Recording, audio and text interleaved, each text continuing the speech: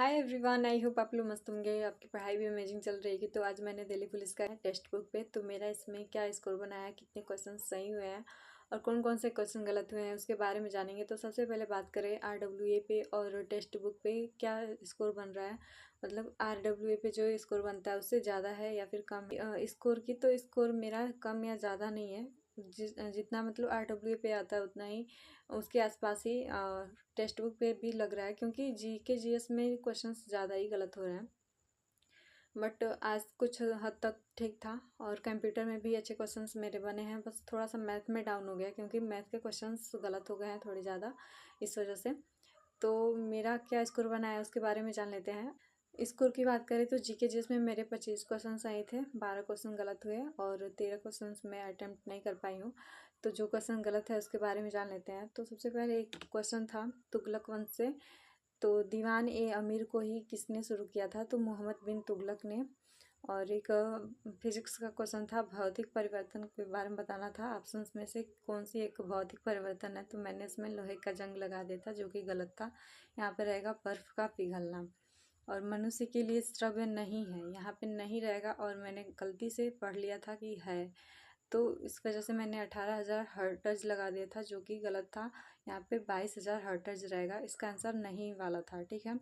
और मानस राष्ट्रीय उद्यान जो है वो कहाँ पे है, कौन से स्टेट में, इसको बताना था। बट मानस देखते ही मैंने मध्य प्रदेश लगा दिया था। क्वेश्चंस को समझने का टाइम ही नहीं देती हूँ। बाद में जो टाइमिंग होती है मेरी बच जाती है सारे क्वेश्चंस को अटेम्प्ट करने के बाद। कुछ ऐसे क्वेश्चंस होते हैं जो बन ही नहीं पाते हैं, तो उसके बाद से टाइम बचाने का कोई अर्थ नहीं रहता है, तो उसके बाद से मैं सबमिट कर देती हूँ।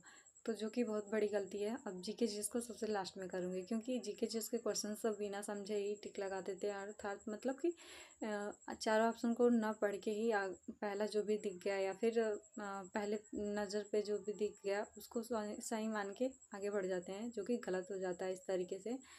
तो मुझे अब GK GS को बाद में अटेम्प्ट करना है किसी भी मॉक में। और नेक्स्ट क्वेश्चन की तो एक मेरा आर्टिकल से गलत हो गया है, जो कि 5वीं अनुसूची में बताना था। तो इसका होगा अनुसूचित क्षेत्रों और अनुसूचित जनजातियों के लिए जो प्रावधान है उसके बारे में बताया गया था, कि मैंने लगा दिया था इसमें जो असम, मेघालय, त्रिपुरा, मिजोरम, ऐसा जो 6 राज्यों के बारे में दिया गया है। दुनिया का सबसे बड़ा सौर प्लांट कहाँ पे बनाया जा रहा है हाल ही में?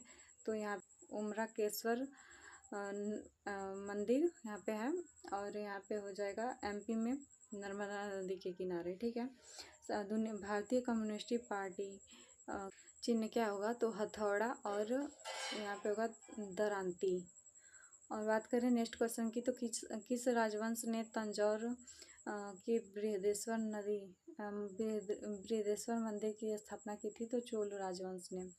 उसके बाद खरीफ की फसल के बारे में बताना था। खरीफ की फसल नहीं है। इस क्वेश्चन में भी मुझे थोड़ा सा डाउट बना रहता है काफ़ी लंबे टाइम तक। अगर आप इसका रिवीजन नहीं करते हैं लंबे टाइम से, तो इस वजह से थोड़ा सा दिक्कत आ सकता है, कन्फ्यूज़न हो सकती है। तो मुझे भी थोड़ा सा जो दिक्कत हो गया, तो इसमें गेहूँ रहेगा। चावल, गन्ना, कपास खरीफ की फसलें हैं। गेहूँ नहीं है, उसमें गेहूँ दिया हुआ। भारत की प्रमुख आयात वस्तु कौन सी है? तो यहाँ पे रहेगा कच्चा तेल। क्लोरोफार्म का बताना था, रासायनिक सूत्र क्या होता है? तो CHCl3 होगा। और एक लेखक कौन है इसके? I do what I do, तो इसके हो जाएंगे रघुराम राजन। और इसके बाद से रीजनिंग की बात करें तो रीजनिंग में मेरे 22 क्वेश्चन सही हैं, 2 क्वेश्चन गलत है और एक क्वेश्चन मतलब आ नहीं रहा था मुझे। काफ़ी लंबे टाइम तक मैंने उसको कोशिश की थी बट नहीं बन पाया है। तो उस क्वेश्चन का आप लोग आंसर ज़रूर कमेंट में बता दीजिएगा क्या होने वाला है। तो ये वाला क्वेश्चन था 5, 9, 27 और एनालॉगिक क्वेश्चन है, और दूसरे कोष्टक में रहेगा 9, 15, 47। तो इसका आंसर आप लोग प्लीज़ कमेंट में ज़रूर बताइएगा किस तरीके से आप लोग इसको सॉल्व कर सकते हैं।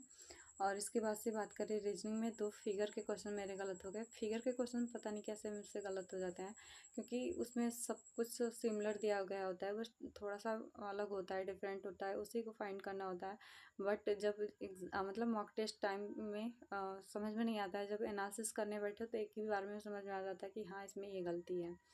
तो इस तरीके से है, फिगर की क्वेश्चंस मुझसे गलत हो जाते हैं। तो आज भी हो गया है, 2 क्वेश्चन था फिगर का।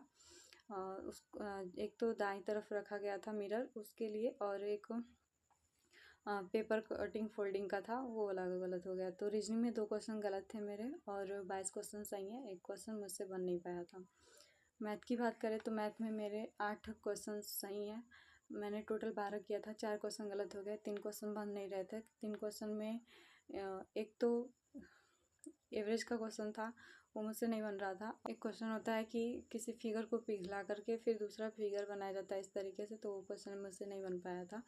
और इसमें 8 क्वेश्चन मेरे सही हैं, 4 क्वेश्चन गलत हो गए हैं। कौन कौन से गलत हुए हैं उसके बारे में जान लेते हैं। तो एक तो सबसे पहले CPSP का था ये क्वेश्चन, और एक आय और खर्च का था। तो आप लोग देख सकते हैं स्वाति वाला 40,000 का जो था, और एक टाइम एंड वर्क का ये क्वेश्चन जो है, इसका आंसर मुझे समझ में नहीं आ रहा था। मुझे यहाँ पे 23 सही 1/5 आ रहा था मेरा आंसर, और इसमें मतलब कि 22 सही दिया गया है। तो आप लोग इसका सलूशन प्लीज़ कमेंट में ज़रूर बता दीजिएगा, या फिर जो भी टेलीग्राम चैनल पे जुड़े हुए हैं प्लीज़ इसका आंसर दीजिएगा, क्योंकि काफ़ी लंबे टाइम तक मैंने इसको सॉल्व किया पर फिर भी मेरा आंसर दूसरा ही आ रहा था। तो आप लोग कमेंट में बता दीजिएगा कि इसका क्या आंसर रहना चाहिए, किस तरीके से इसका सल्यूशन होना चाहिए।